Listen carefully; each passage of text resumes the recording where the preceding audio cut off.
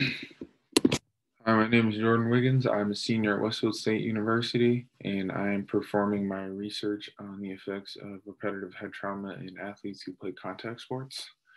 Concussions are a major public health issue. They are common in athletes who participate in sports that involve contact with other players and high impact collisions. This is a problem because athletes who do participate in these sports will likely sustain multiple concussions during their playing careers, which could go undocumented or untreated. Approximately 10% of all athletes who participate in contact sports will sustain a concussion or some sort of head trauma annually. A concussion is defined as a type of traumatic brain injury, also known as a TBI. It is caused by the head being jerked back, causing the brain to hit the skull. Concussions result in neuronal damage, which disrupts neurological function. Repetitive head injuries can lead to a progressive loss in neurons and injury of tau proteins, which are the bridges between brain cells.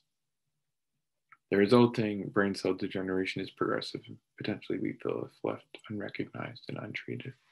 Concussion protocols in organized sports are imperative to properly diagnose and treat athletes who suffer from concussions. Early intervention and treatment for concussions is mandatory for the preservation of brain health. Mental stimulation by participating in card games or word games is a possible treatment too. Aerobic exercises, though, such as cycling or walking at a gradual pace for 20 to 30 minutes daily, is an appropriate treatment plan for an athlete recovering from a TBI. Usually, you're supposed to avoid vigorous activity for about 3 weeks.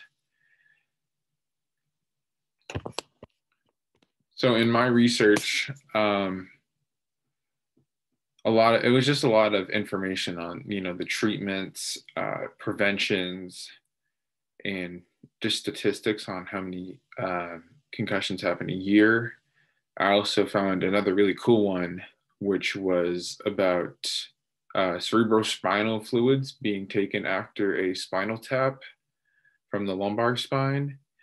And it showed boxers who participated in 70 matches, and they took a few days off and then they went back to fight again. And it showed how in 80% of the boxers, there were central nervous system injuries. So my findings across all my studies demonstrated that brain degeneration occurs as a result of repetitive and untreated traumatic brain injuries.